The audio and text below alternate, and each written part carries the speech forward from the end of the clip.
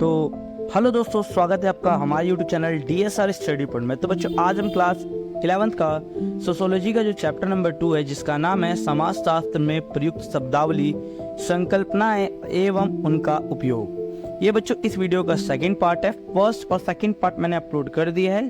इस वीडियो के डिस्क्रिप्शन में आप जाके वीडियो को देख सकते हैं। तो आइए शुरू करते हैं। तो पहले बात करते हैं बच्चों, वर्ग के आधार पर स्तरीकरण। मतलब क्या होता है बच्चों? वर्ग के आधार पर स्तरीकरण जो होता है वो जन्म पर आधारित नहीं होता। ये जन्म पर आधारित नहीं होता, बल्कि व्यक्ति के कार्य के आधार पे होता है, व्यक्ति की योग्यता के आधार पे होता है। वो किस काम में मतलब बेहतर है ना, उसकी कुशलता किस कार्य में है, क्या काम वो बेहतर कर सकता है। और शिक्षा के आधार पर क्या होता है, समाज में जो स्थान होता है उसे क्या कहते हैं बच्चों? वर्ग के आधार पर स्तरीकरण कहते हैं, जो जन्म के आधार पर ना हो। वर्ग के द्वारा क्या होता है बच्चों? सबके लिए खुले हैं।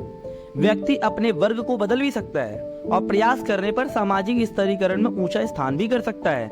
अगर हम लोग अच्छा खासा पढ़े लिखे तो हम क्या कर सकते हैं? अगर कोई निम्न जाति का व्यक्ति है, किसी नीची जाति में जन्म लिया है, तो ऐसा तो नहीं वो नीची जाति में ही रह जाएगा। अगर वो व्यक्ति अच्छा पढ़ेगा लिखेगा और IAS IPS जैसे ऑफिसर अगर बनेगा, तो वो सामाजिक स्तरीकरण से क्या होगा? बहुत ज्यादा ऊंचा चला जाएगा। अब बात करते हैं बच्चों वर्ग के प्रकार। तो वर्ग के बच्चों कितने प्रकार होते हैं? 4। जैसे अगर बात की जाए, जैसे अगर सबसे ऊंचा स्थान दिया गया है, जैसे मैं निम्न वर्ग से स्टार्ट करता हूँ। सबसे छोटा वर्ग होता है वैसे बच्चों कृषक वर्ग, फिर आता है बच्चों निम्न वर्ग, फिर आता है बच्चों मध्यम वर्ग, और सबसे आता है ऊंचा वर्ग या उच्च वर्ग। इस तरह से 4 वर्ग होते हैं। अब बात करते हैं बच्चों आखिर जाति और वर्ग में अंतर क्या होता है। तो बच्चों याद है, जाति जो होती है वो जन्म पर आधारित होती है। यानी कोई अगर सपोज करो, मैं बात कह रहा हूँ, कोई अगर व्यक्ति दलित जाति में पैदा हुआ है तो उसकी प्रतिष्ठा भी दलित ही होगी, ठीक है ना। वो उसको जन्म के आधार पे क्या मिला है? उसको दलित जाति मिली है। लेकिन वर्ग क्या होता है बच्चों? सामाजिक परिस्थिति पर आधारित होता है कि आपकी समाज में क्या स्थिति है। जाति क्या है? एक बंद समूह है, लेकिन वर्ग क्या है? एक खुली व्यवस्था है। जाति में क्या होता है बच्चों? विवाह, खान पान आदि में क्या होता है? काफी कठोर नियम होते हैं। आपने देखा होगा शादी ब्याह में क्या होता है कि अभी भी गांव में जाइएगा तो बहुत सारे क्षेत्रों में ऐसा होता है कि नीची जाति के लोग शादी विवाह में या खान पान में वर्जित होते हैं, उन्हें नहीं जाने दिया जाता। लेकिन वर्ग में ऐसा नहीं होता। वर्ग में इस प्रकार के कठोर नियम नहीं होते। जाति व्यवस्था क्या होती है बच्चों? स्थिर संगठन है, यानी स्थिर रहती है, बनी रहती है। लेकिन वर्ग व्यवस्था क्या होता है? जाति व्यवस्था के मुकाबले काफी कम स्थिर है, हम इसमें चेंजेस हो सकता है, ठीक है ना। जाति जो होती है बच्चों लोकतंत्र या प्रजातंत्र या राष्ट्रवाद के प्रतिकूल होती है। लेकिन अगर वर्ग देखा जाए तो प्रजातंत्र और राष्ट्रवाद में बाधक है, ठीक है। अब आगे बात करते हैं सामाजिक परिस्थिति के प्रकार। तो याद रखिए बच्चों, परिस्थिति को प्रमुख तौर पर 2 भागों में बांटा गया है। ये रॉल्फ जो लिटन है, इन्होंने, जो समाजशास्त्री थे, इन्होंने इसे 2 भागों में बांटा है, ठीक है। पहला आता है पदत परिस्थिति और दूसरा था अर्जित परिस्थिति। इन दोनों का मतलब क्या होता है समझिएगा।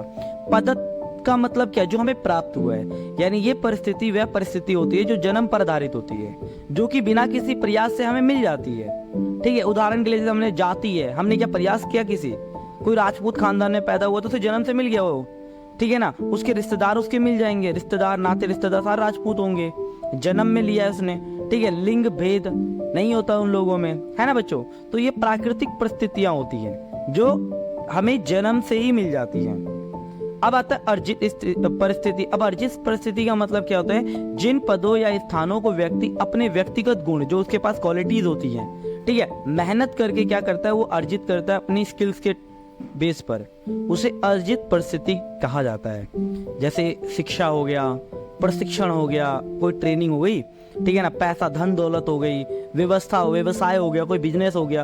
तो व्यक्ति ने क्या किया? उसने मेहनत करी ना अपने ऊपर, तभी तो उसको पाया। तो इसे बच्चों अर्जित परिस्थिति कहा जाता है, जिसे व्यक्ति क्या करता है? अपने गुणों के बेस पर, अपने गुणों के आधार पर क्या करता है? अर्जित करता है, मेहनत करके उसे प्राप्त करता है, तो उसे अर्जित परिस्थिति कहा जाता है। अब एक आता है भूमि का स्तरीकरण। भूमिका।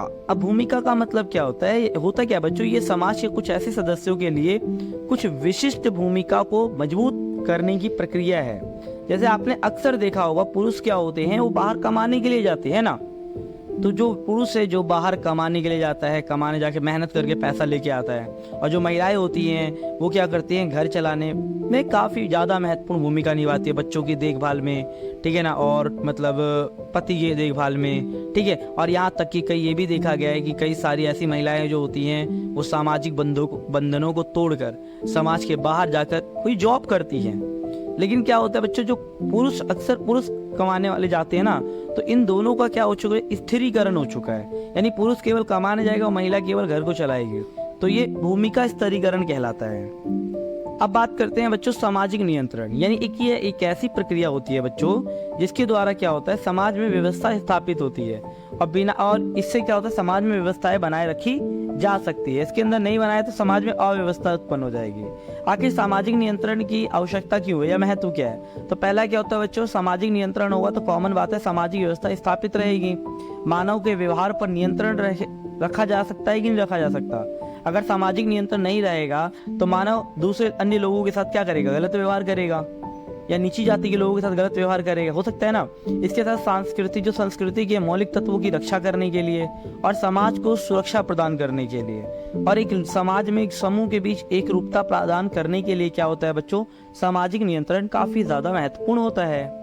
अब बात करते हैं सामाजिक नियंत्रण के दो प्रकार है, यानी समाज में लोगों पर दो तरीके से कंट्रोल किया जा सकता है, नियंत्रण किया जा सकता है। एक होता है अनौपचारिक नियंत्रण, एक होता है बच्चों औपचारिक नियंत्रण। समझते हैं क्या है अनौपचारिक नियंत्रण का मतलब क्या होता है? ये व्यक्तिगत और अशासकीय और असंहिताबद्ध होता है। कहने का मतलब क्या होता है, यानी ये नियंत्रण धर्म के आधार पर लगाया जा सकता है, प्रथा के आधार पर लगाया जा सकता है, परंपरा, रूढ़ी आदि। ग्रामीण समुदायों में जातीय नियमों का उल्लंघन करने पर क्या होता है, कई बार गांव में क्या होता है, कोई अगर व्यक्ति क्या करता है, जाति का उल्लंघन करता है, ठीक है, निम्न जाति का व्यक्ति किसी दूसरे टोले में जा गया, किसी दूसरे समाज में जाकर पानी पी लेता है, या वहाँ मतलब किसी भी तरीके से जाति के नियम का अगर उल्लंघन करता है तो उसका हुक्का पानी सब बंद कर दिया जाता है। यहाँ तक कि कई बार आपने ये भी देखा होगा कि कोई नीची जाति का व्यक्ति ऊंची जाति के व्यक्ति से मतलब लड़की से शादी कर लेता है, तो कई बार क्या होता है, गांव के लोग उसका हुक्का पानी सब बंद कर देते हैं और समाज से निष्कासित कर देते हैं। तो ये अनौपचारिक नियंत्रण होता है।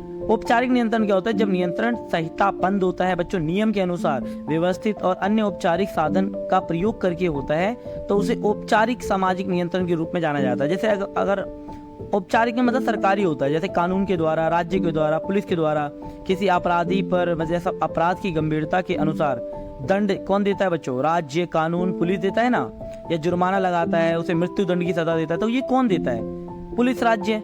तो ये क्या सारे कहलाते हैं बच्चों, औपचारिक नियंत्रण कहलाता है। अब बात करते हैं बच्चों सामाजिक नियंत्रण के दृष्टिकोण। एक होता है प्रकार्यवादी दृष्टिकोण। इसमें क्या होता है बच्चों, व्यक्ति और समूह के व्यवहार को नियंत्रित करने के लिए क्या होता है, बल का प्रयोग करते हैं। मतलब अगर कोई व्यक्ति समाज की बात नहीं मानता है, ठीक है, दूसरे पर अत्याचार करता है, व्यवहार बेहतर नहीं करता है, तो बल के द्वारा समाज क्या करता है, समाज व्यवस्था बनाए रखने के लिए मूल्यों और प्रतिमानों को लागू करता है। मतलब बल के द्वारा उसको क्या समझाया जाता है, भाई मान जाएगा तो ठीक है, वरना तो तुझे पीट पाट के तो बता ही देंगे। दूसरा आता है संघर्षवादी, ठीक है बच्चों, बल का प्रयोग करना होता है। संघर्षवादी दृष्टिकोण में क्या होता है, इसमें समाज का जो प्रभावी वर्ग होता है ना बच्चों, बाकी समाज पर नियंत्रण को सामाजिक नियंत्रण के साधन के रूप में देखता है।